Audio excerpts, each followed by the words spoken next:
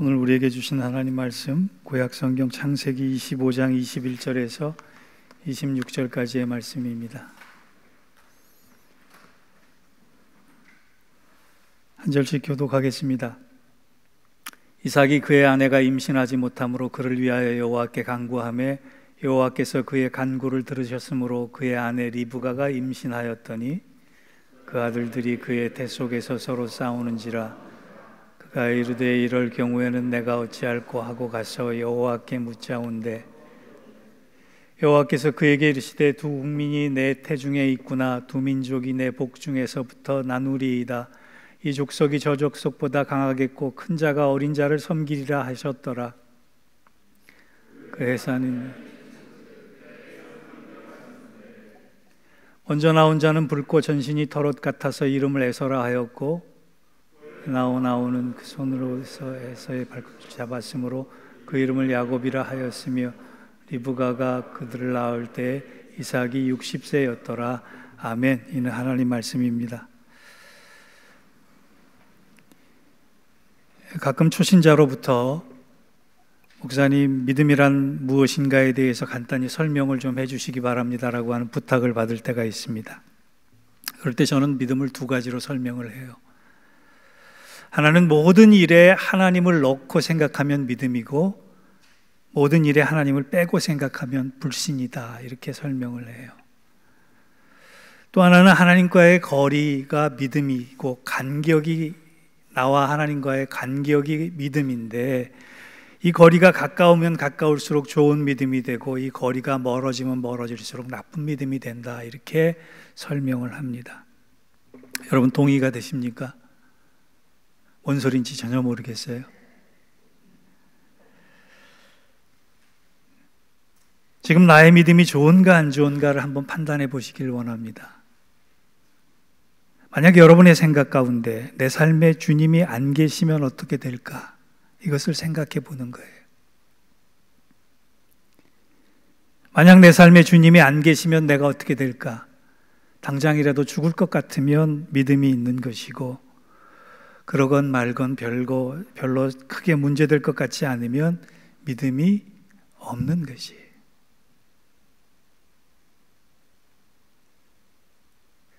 왜 이 말씀을 드리냐 하면 우리의 삶이 점점 더 하나님 없이도 주님이 안 계셔도 별로 상관없이 살아갈 수 있는 시대 속에 놓여져 있다는 거예요. 우리 자신의 모습도 그러한 모습이 많습니다. 오늘 본문은 난 하나님 없이도 충분히 잘 살아갈 수 있어라고 자신만만했던 한 사람이 나오는데 그 사람이 야곱입니다. 그 야곱이 탄생하는 장면이에요. 사실 여러분의 설교를 통해 야곱의 인생에 대해서 보면 볼수록 그 안에 우리의 모습이 있다라고 말씀을 드렸습니다. 그런데 거꾸로 야곱의 삶을 묵상하면 묵상할수록 그의 이야기 속에 깨달아야 할 많은 교훈이 들어있다는 것도 알게 됩니다. 그는 태어나면서부터 우리에게 많은 교훈을 던져주고 있어요. 오늘은 야곱이 출생하는 모습을 통해 하나님은 우리를 위해 언제 어떻게 일하시는가라고 하는 주제로 말씀을 나누기를 원합니다.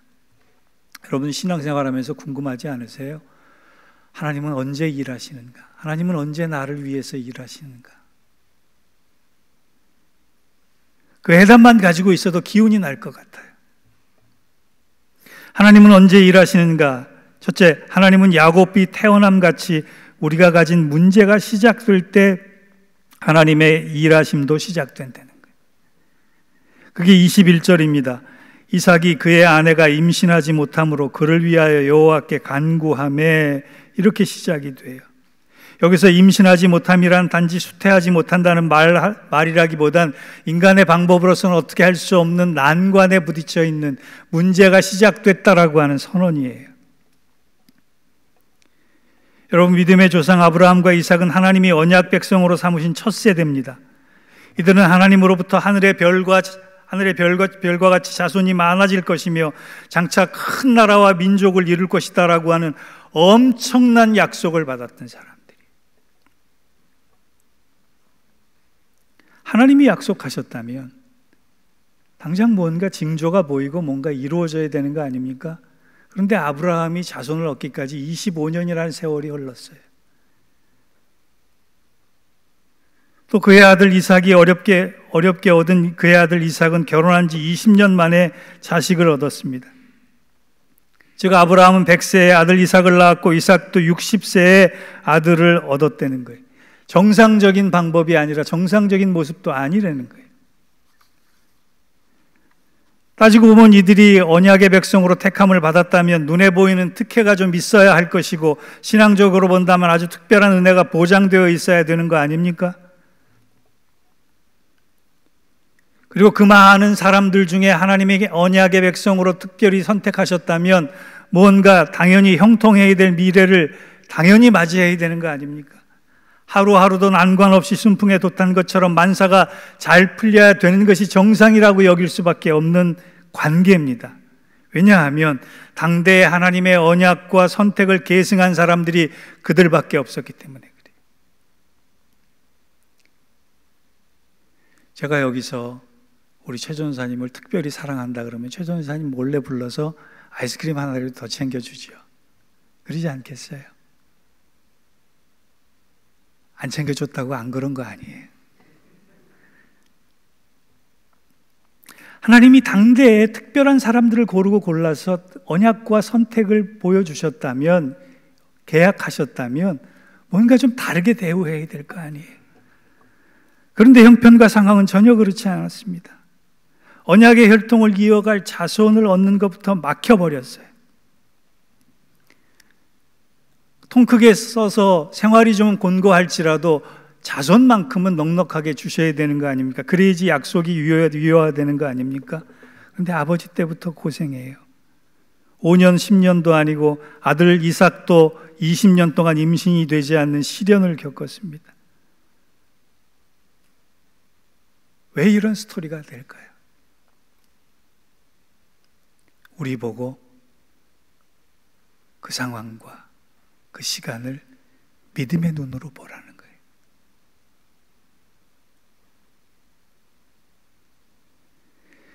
믿음의 눈으로 보지 않으면 풀 수 없는 숙제예요, 문제예요, 난제예요. 그런데 믿음의 눈으로 보면 사람의 가능성이 사라질 때 하나님의 일이 시작된다라고 하는 사인이에요. 이 믿음의 시선을 느끼고 내 것으로 만들면 이것이 좋은 믿음이 되는 거예요. 어떻게 우리에게 적용할까? 만약 내 앞에 풀기 어려운 문제가, 풀 수 없는 문제가 생겼다면 하나님이 나에게 무릎 꿇으라고 하는 사인을 주시는구나 생각하면 되는 거예요. 문제와 별도로 내가 믿음으로 어떻게 반응할 것인가를 바라보면 답이 나온다라고 하는 겁니다. 문제만 매몰되지 말고, 문제만 찾지 말고, 문제를 통해서 하나님의 일하심의 사인을 보면 그것이 어렵지 않은 문제가 된다는 거예요. 여러분, 신앙이란 원래 자신감으로 출발하지 않습니다.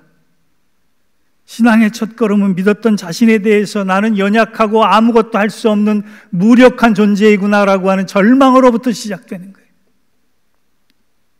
이 절망을 느끼지 못하면 신앙이 좋아지지가 않는 거예요.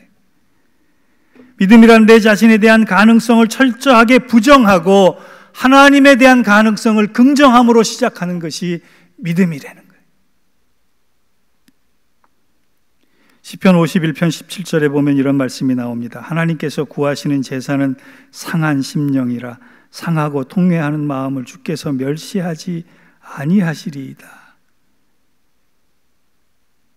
이 말씀이 무슨 뜻인지 아십니까? 이 말씀은 우리 마음이 어떤 문제로 인하여서 상하고 찢겨질 때 그 마음 속에 문제만 있는 것이 아니라 하나님의 일하심도 이루어진다라고 하는.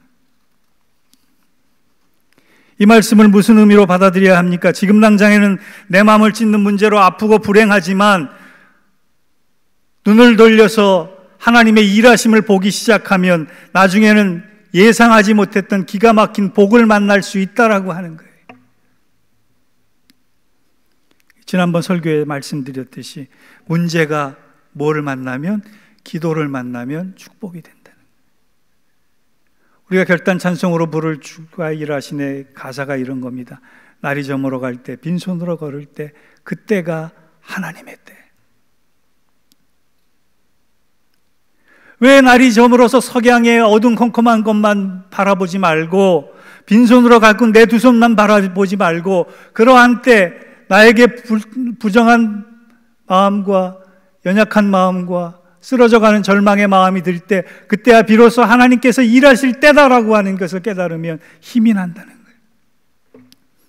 여러분 혹시 문제 가운데 계십니까? 어려움 가운데, 난관 가운데 계십니까? 그 문제 속에 감추어진 하나님의 손과 하나님의 일하심을 발견할 수 있는 신령한 은혜가 이 시간 임하기를 주의 이름으로 축원합니다. 두 번째, 하나님은 언제 일하심인가? 그렇다고 무조건 문제 속에만 일하시는 것이 아닙니다. 바로 우리가 기도할 때 하나님의 일하심은 시작되는 거예요. 22절을 보겠습니다. 그 아들들이 그의 태 속에서 서로 싸우는지라 그가 이르되 이럴 경우에는 내가 어찌할꼬 하고 가서 여호와께 묻자온대. 오늘 우리가 읽은 21절에서 26절까지 중복되는 단어가 하나 나와요. 그건 바로 기도에 관련된 단어예요. 21절에 간구하매가 나오고 22절에는 여호와께 묻자오대라고 하는 단어가 나와요. 여러분, 근데 성경을 읽다 보면 이삭이 참 재밌는 사람이다라고 하는 걸 느낄 수 있어요. 이삭이 하나님 앞에 기도 제목을 가지고 나가는데 어떤 기도 제목을 가지고 나가느냐? 뱃속에 아이들이 싸우는데 이를 어떻게 할까요? 라고 하는 다소 우스꽝스러운 문제를 가지고 하나님 앞에 나아간다는 거예요. 승현이가 노엘이가 젖을 잘 안 먹어요 라고 하는 걸 가지고 기도하기 시작했다는 거예요. 우리가 웃을 수 있는 제목이에요. 애들이 뱃속에서 싸우는데 내가 어찌할꼬 하나님 어떻게 했으면 좋겠습니까? 물어보는 게 우습지 않으세요? 그런데 정작 중요한 건 이삭이 가진 기도의 태도입니다. 우리는 기도를 맨 마지막에 하는 경향이 있어요. 이것도 해보고 저것도 해보고 이 노력도 해보고 저 노력도 해보고 애쓰고 힘쓰다가 안 되면 기도를 시작해요. 처음부터 기도하는 게 아니라 다른 모든 길이 막혔을 때 기도를 시작하는 게 우리의 모습이라는 거예요. 그런데 이삭을 보세요. 아주 작고 사소한 제목을 가지고도 그는 기도부터 시작했습니다. 우리가 이것을 본받아야 해요.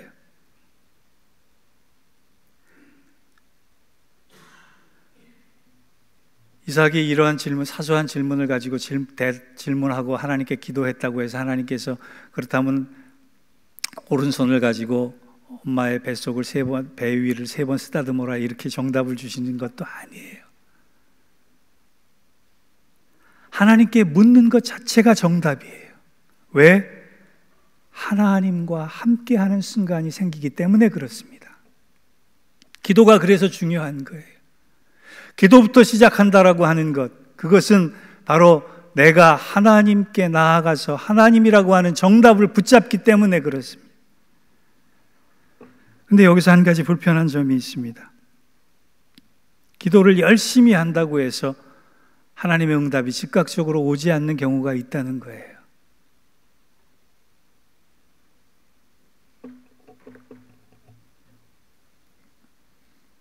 이삭이 이렇게 작은 기도의 문제를 가지고 기도했다면 큰 문제를 가지고 기도하지 않았겠어요? 그런데도 큰 문제를 가지고도 20년 동안 기도했던 그의 기도의 시간이 있었습니다.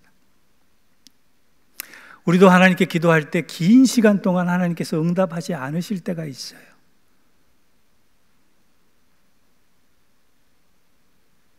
그래서 우리는 이것 때문에 낭망하고 지치고 하나님과 멀어지기도 합니다. 잘 생각해 보세요. 그런데 하나님께서 긴 시간 응답하지 않으실 때 얻는 유익이 2가지가 있어요. 하나는 하나님께서 긴 시간 동안 나를 다듬어 가신다라고 하는 거예요. 그 시간 동안 내 힘을 빼시고 내 교만을 빼시고 내 기대와 환상을 깨트리시고 한마디로 나를 정결하게 다듬어 가시는 거예요. 그래서 그 긴 시간이 지나고 나면 내가 어느덧 하나님의 사람으로 반듯하게 서 있는 모습을 보게 되는 것이에요. 두 번째 경우는, 이거는 내 자신에게 해당되는 것이 아니라 다른 사람을 위해서 긴 시간 기도시킬 때가 있어요. 긴 시간 동안 기도하게 하신 유익의 또 다른 면은 내가 긴 시간 기도하는 모습을 보임으로 다른 사람이 변화될 수 있도록 만들어 가시는 거예요. 이삭의 평소에 기도하는 모습을 보고 자란 최대의 수혜자가 누구냐면 야곱입니다. 야곱은 처음부터 경건하지 않았어요.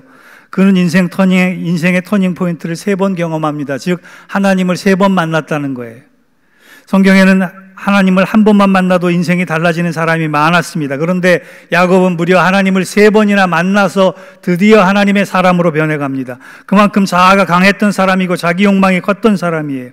창세기 28장 베델에서 하나님을 처음 만난 야곱, 그런데 온전히 변화되지 않았습니다. 그래서 창세기 32장에 가면 수십 년의 세월 동안 똑같은 본성으로 살다가 다시 베델에서 2번째 하나님을 만나요. 그러면 달라졌어야죠. 그렇지 않았어요. 35장에 가서 세 번째 베델에서 하나님을 만납니다. 그리고 나서 그는 변하게 돼요. 여기서 베델이라고 하는 건 지명이 아니라 기도와 연관된 장소입니다. 창세기가 왜 28장과 32장과 35장에서 야곱의 베델에서의 기도의 모습을 강조하고 있을까요? 야곱이 자기 뜻대로 살다가, 자기 교만대로 살다가 좌절하고 절망할 때 제일 먼저 떠올린 것이 아버지가 기도하던 모습이었다는 거예요. 그래서 그는 기도하는 자리를 찾아갔고 기도하면서 하나님 앞에 무릎 꿇었다는 겁니다. 그러면서 변하기 시작했어요. 그전에는 싸움의 사람이었습니다. 다른 사람과 싸우는 것이 능사였던 사람이에요. 싸우면서 쟁취했던 사람이에요. 싸우면서 자기의 옳음을 증거했던 사람이에요. 그런데 그가 3번의 기도를 통해 싸움의 대상을 바꿉니다. 누구냐? 다른 사람과 싸우는 것이 아니라 자기 자신과 싸우기 시작했다는 거예요. 그러면서 그의 이름이 야곱에서 이스라엘로 바뀌어지는 은혜를 덧입습니다. 저는 성경을 묵상하면서 야곱이 그가 기도를 찾았던 계기가 아버지의 기도하는 모습을 떠올렸기 때문이 아닐까라고 하는 생각을 했어요.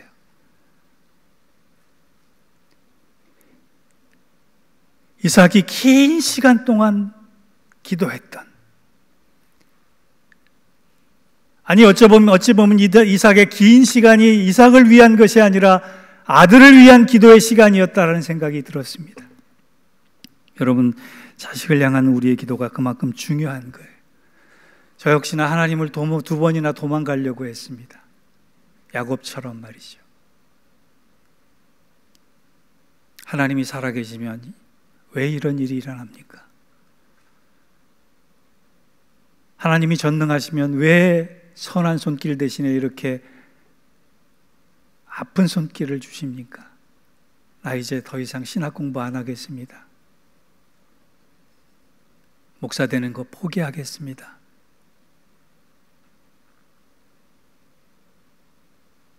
그렇게 절망의 시면에 낮은 순간까지 갔을 때 저의 마음속에 다시금 떠올랐던 한 장면은 어머니가 기도하시던 모습이었어요. 그때 알았어요. 어머니가 어머니 자신을 위해서 기도한 것이 아니라 어머니가 아들이 그 생각이 나도록 기도하고 계셨구나. 그래서 여러분, 기도하는 무릎이 가장 좋은 학교라고 하는 말이 생긴 것입니다. 우리가 긴 시간 기도하는 게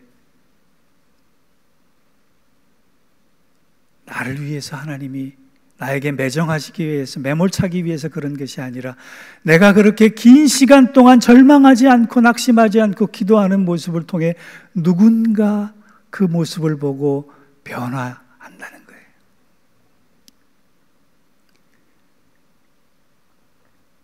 여러분, 문제 앞에 가장 먼저 기도부터 떠올리기를 바랍니다. 그리고 그 기도가 긴 시간 계속됐을 때 하나님이 내게 응답하시지 않는 것이 아니라 나를 통해 누군가에게 메시지를 주시는구나라고 하는 것을 기억해내시고 기도를 잘 감당하시며 일하시는 하나님을 만날 수 있는 은혜가 있기를 주의 이름으로 축원합니다. 마지막 세 번째로, 하나님은 언제 일하시는가? 하나님은 우리가 온전히 의지하고 순종하기 시작할 때 일하시기 시작하신다는 거예요. 그게 23절입니다. 여호와께서 그에게 이르시되 두 국민이 내 태중에 있구나. 두 민족이 내 복중에서부터 나누리이다. 이 족속이 저 족속보다 강하겠고 큰 자가 어린 자를 섬기리라 하셨더라. 지금 이삭이 전매기 애들이 싸우는데 어떡할까요? 라고 했을 때 하나님이 동문서답하시는 거예요. 이삭의 입장에서 보면 이해하기 어려운 답변이에요. 형제가 두 민족으로 나눠지고 큰 자가 어린 자를 섬긴다라고 하는 말씀이 무슨 말씀이냐고 저 같으면 따져보겠어요. 하나님, 이게 무슨 말씀입니까? 무슨 뜻입니까? 따져보겠어요. 그런데 성경을 어디를 찾아봐도 이삭이 반문했다, 거꾸로 질문했다, 따졌다라고 하는 장면이 나오지 않습니다. 왠지 아세요? 이삭이 하나님의 말씀에 온전히 긍정했기 때문에 그래요. 온전히 받아들이고 순종했기 때문에 그래요. 여러분, 순종이란 내가 이해할 수 없는 방법과 논리에도 하나님 당신이 옳습니다 반응하는 거예요. 하나님 뜻이 다 납득이 되지 않아도 하나님 긍정합니다. 하나님이 말씀하셨기 때문입니다. 반응하는 것이 순종이라는 거예요. 그런데 우리가 순종이 잘 되지 않는 이유가 뭔지 아세요? 하나님 앞에 내 옳음을 증명해 보이기 시작하기 원해서 그래요. 하나님보다 내가 더 옳은 것 같기 때문에 그래요. 내가 하나님과 싸워서라도 하나님 앞에 내 옳음을 증명하고 싶은 것이 욕망이기 때문에 그래요.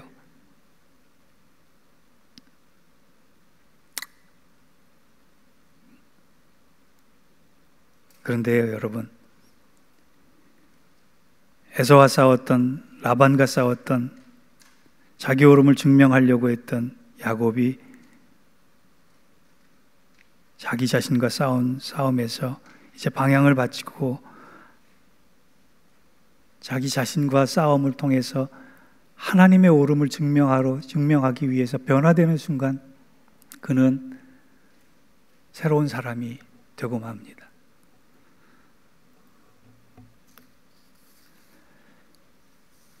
서울의 다드림 교회를 섬기는 김병영 목사님이라는 분이 계세요. 혹시 여러분 들어보셨을 줄 압니다. 신학교는 저보다 몇 해 늦게 나와서 예전에 잉그루드에서 저희 교회에 있을 때 한번 간증 집회를 다녀가신 적이 있는데 그 목사님을 보면은 저절로 은혜가 되고 저절로 감동이 되는 장면이 여러 번 나옵니다. 이 목사님은 나이 40에 35살의 아내가 쓰러지는 아픔을 겪습니다. 셋째 아이를 낳고 며칠 되지 않아서 쓰러진 사모님이 지금도 못 일어나고 계세요. 이루 말할 수 없는 아픔과 고통의 현장에서 지금까지 간호하면서 목회를 하고 계시는 분이에요. 근데 이분이 키가 자그마한 분인데 의지가 얼마나 강하고 고집이 얼마나 센지 모르는 분이에요. 아마 그 의지가 있고 고집이 있기 때문에 지금껏 그렇게 잘 버티고 계시지 않나라고 하는 감동도 듭니다만 그분의 책을 읽어보면 이런 글들이 나옵니다. 이런 고백이 나옵니다. 질병으로 인한 생활의 불확실성이 하나님을 더 깊이 만나는 기회가 되었다. 나에게는 그것이 은혜였다. 아픔은 나의 일상을 하나님의 성소로 만들었다. 아픔은 비전에서 사랑으로, 미래에서 현재로, 열정적인 추구에서 수용적인 은혜로 나를 바꾸어 갔다. 그리고 아주 중요한 한마디를 합니다. 믿음은 불확실함을 걷어내는 도구가 아니라 불확실함을 견디고 하나님의 임재를 경험하는 도구이다. 자기 자신과 싸우기 시작하면서 자기의 은혜의 그릇을 넓혀가면서 생명을 담는 큰 믿음의 그릇으로 바뀌어가는 거예요. 그렇게 변화된 모습을 통해서 하나님께 긍정할 수 있는 거예요. 여러분, 우리가 좋은 것에서만 하나님을 긍정하는 것 아니에요.